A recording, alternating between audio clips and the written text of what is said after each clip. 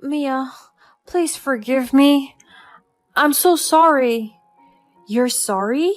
You're only sorry because you got caught. How could you sleep with my sister, you idiot? I love you, Mia. Please, I'm begging you. Olive, this wasn't the first time you cheated on me, was it? Mia, please. I only did it because you never pay attention to me. You're always so busy with work. That's no excuse, Olive. You are a lying, unfaithful bastard. I'm a bastard only because you never give me any recognition for my effort, Mia. It's like I'm never enough for you. Oh, you think you can turn it on me now? You're unbelievable. Please, Mia, I only did it once. I love you so much, and she reminds me so much of you. Are you listening to yourself? You're pathetic. Wait for my lawyer to serve you the paper, Olive. Please, And don't you ever call me again. You're fired. My name is Mia, and I'm a successful doctor in my 30s. Just a few years ago, I was dealing with the biggest drama of my life. I had been married to Olive for 5 years. Throughout those years, he was working at my clinic as a junior doctor. Despite being the same age as my husband, I was able to open my own clinic quite early because of my impressive profile and as well as my family background. Both of my parents were doctors, so I had practically grown up to be one. Because of our busy jobs, Olive and I didn't have any children, but I was really content with my life thanks to my fulfilling career. I had always known that I wanted to be a doctor, so I worked hard in college and medical school to achieve my dream, and my dedication paid off. I loved my job and was so passionate about helping my patients. I was really proud of all that I had accomplished. Despite my fulfilling career, things weren't the best on Olive's side. He once told me that he was feeling ashamed about working as my employee and not owning his business. I could tell he was feeling down about his career, and I did my best to comfort and support him. I made sure he knew that I was proud of him for the hard work he had put in. I reminded him that we were a team and that we both contributed to the success of the clinic. But it really seemed like my words didn't weigh much for Olive. He was determined to set up his own clinic and prove himself, even though I knew that Olive wasn't quite ready for it yet. That would take a lot of time, effort, and money. But I tried to help him anyway and did my best to avoid hurting his ego by accident. In an unfortunate turn of events, my father passed away.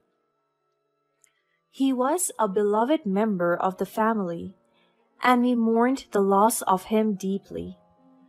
I was struggling to balance my personal life and my professional life while completely consumed with grief.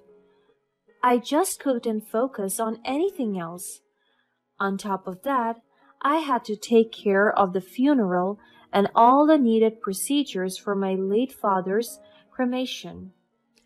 Understandably, I couldn't help my husband with his clinic so much. I felt guilty that I couldn't be there for him when he needed me the most, even though I knew I had good reasons. Still, it was a difficult time for our relationship, and for the first time in years, I really felt like there was distance between us.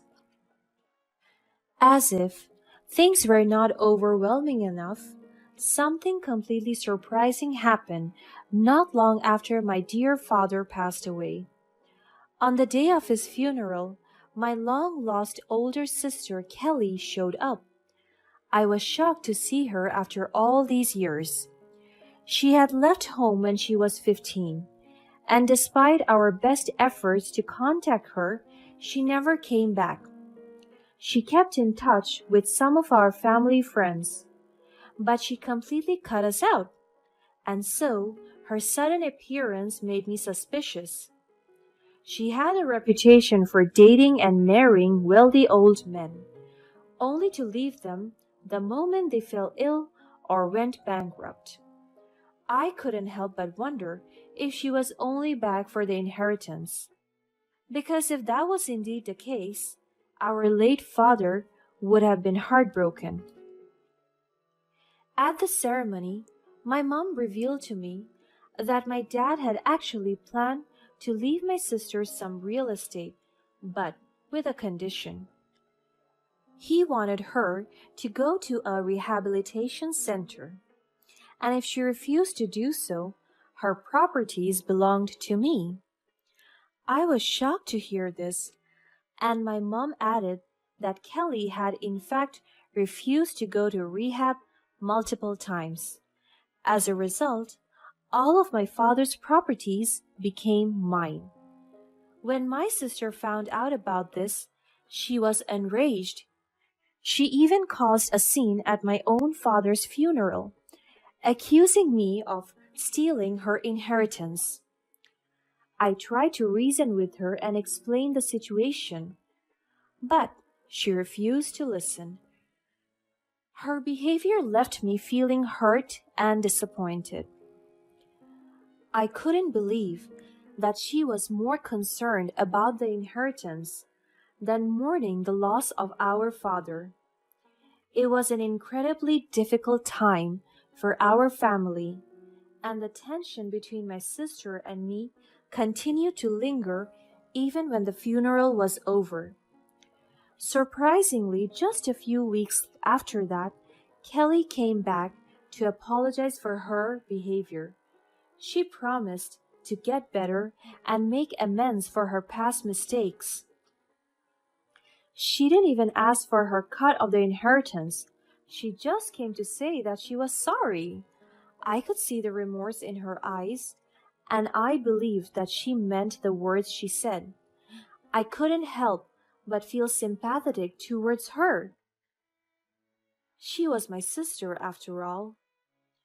After discussing the matter with my husband, I decided to offer her a helping hand. I knew that my sister had a troubled past, and I didn't want to turn my back on her when she needed me the most. So I offered to let her stay at my place for a short while, until she got herself a job and got back on her feet. Things seemed to be going well for all of us. My relationship with Olive somewhat improved, now that I felt better and could be more present around him. But boy, was I wrong. I really thought things were changing for the better, until one night when I suddenly got up because I heard some very strange sounds. It was as if someone was moaning in the distance, so loudly that they startled me. When I turned to my husband, I didn't see him on the bed. I immediately panicked, and my mind went to an incident a few years ago before we were married, when I found out that he was cheating on me. It happened at a house party, and it was just a silly kiss he had with another girl when he was drunk. The girl was wearing a very similar shirt to mine, so I thought it was just an honest mistake. When he begged for my forgiveness, I decided that we could move past it as a couple. But the fear of him cheating again never left my mind. And so, when he proposed to me, I asked him to sign a prenup on my terms. He immediately agreed to prove his loyalty. With that in mind, I jumped out of bed and went to the living room. I knew I had to find out where these sounds came from. My heart was beating so fast as I prayed to God that whatever I was hearing had nothing to do with my husband. But the truth was hurtful. As I walked closer, I heard the laughter of my sister coming out of the room. And when I reached the door to the living room, I saw everything with my own eyes. There he was, cuddling my sister right on our sofa. I didn't come any closer to see what was happening because I simply could not. I was physically sick to the bone. I just could not believe the fact that my loving husband was having an affair with my own sister. What kind of sick person would ever do something like that? I had such a hard time wrapping my head around what was happening. I quickly and quietly went back upstairs, where I almost immediately threw up. As soon as I could, I got in my car and left the house. I couldn't bear staying under the same roof with those people for any other second. They seemed to notice that I was awake, but were so drunk on each other that they didn't even know I left. What terrible people they were. I turned off my phone and went to bed. When I woke up the next day, everything felt terrible. My husband had been calling and texting me the whole night, but I didn't want to talk to him at all. I was so disgusted at what I saw that I couldn't bring myself to reason with him. I decided to go to the clinic just to take my mind off that whole messy situation. I wouldn't be able to work, but at least I could stay in my comfort place. When I arrived at the clinic, my assistant told me that someone had been waiting to talk to me. I was surprised to find out that it was not my husband she was talking about. It was Kelly. Kelly, what's going on? Mia, I don't know how to say this, but I need to be honest with you. Olive and I have been in love. That's nonsense. You have known each other for 3 months. You're disgusting to me. I'm sorry, Mia. I know it's hard to hear, but I had to tell you the truth, and there's more. I'm carrying Olive's child. What? How could you do this? I thought we were sisters. I'm sorry, Mia. I never meant to hurt you. Olive and I love each other, and we want to start a family together. Huh, very well then. What? I said, very well then. Do it. Marry him. Have his child. I'm divorcing him tomorrow. He's all yours. I'm sorry. Don't be. Goodbye, Kelly. I was ready to turn away. I didn't want to waste any time on Kelly or Olive anymore, but it seemed like my responses were not satisfying enough to Kelly because she soon let out her real intentions behind those empty apologies. You're acting strong now. What does it feel like to have something taken away from you, huh? What? You heard me. You think you could take away my inheritance? You think you're the favorite child? You think you could have anything you want? Well, I took away your life. Kelly, you're pathetic. What? You are? How dare you talk to me like that? Before you got with my husband, did you ask him about a prenup that we had? What prenup? The one that said if he ever cheats, I'll take all of our joint properties plus $100,000 out of his pocket. He'll be broke, you know. What? You're lying. I am not, Kelly. Olive cheated on me once when we were dating, so before we got married, I made him sign a prenup. He legally signed away his share of whatever we built together if he ever cheated again, And he did. With you. No, you're lying. He loves me. He would never do that to me. He told me he makes so much money. He told me he would take care of me. I just. You really think that he loves you?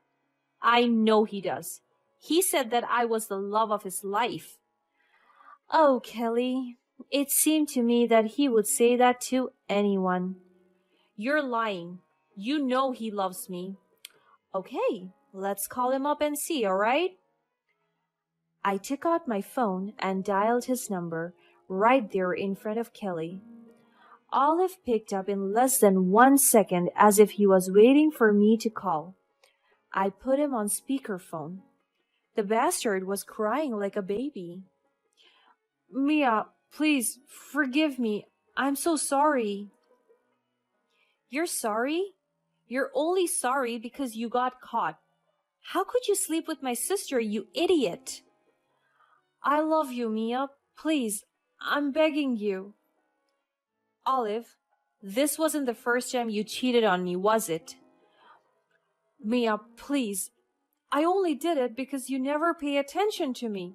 You're always so busy with work. That's no excuse, Olive. You are a lying, unfaithful bastard. I'm a bastard. Only because you never give me any recognition for my effort, Mia. It's like I'm never enough for you. Oh, you think you can turn it on me now? You're unbelievable. Please, Mia, I only did it once. I love you so much. And she reminds me so much of you. Are you listening to yourself? You're pathetic. Wait for my lawyer to serve you the paper, Olive. Please, And don't you ever call me again. You're fired. I hung up and blocked his number. I looked straight at Kelly in the eyes and asked her, You still think that he loves you? There was no response. Kelly was looking at me terrified, angry, and filled with jealousy. I was done with her. I turned away and went inside my office again.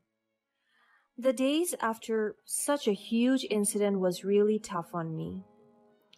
I found out that my husband still had to work 2 jobs to pay for the debt that he owed me. Kelly, on the other hand, left home again, too embarrassed to be around. It turned out that she had made up the story about carrying Olive's child just to hurt me. There was no kid. She was just a lonely, terrible human being. Despite the heartbreak and betrayal, I persevered and focused on building a brighter future. With the money that Olive had to pay me and the inheritance my late father left, I poured all of my energy into my clinic, determined to help as many people as possible. I am now really content with what I have built, and I'm sure that my parents would be so proud of me.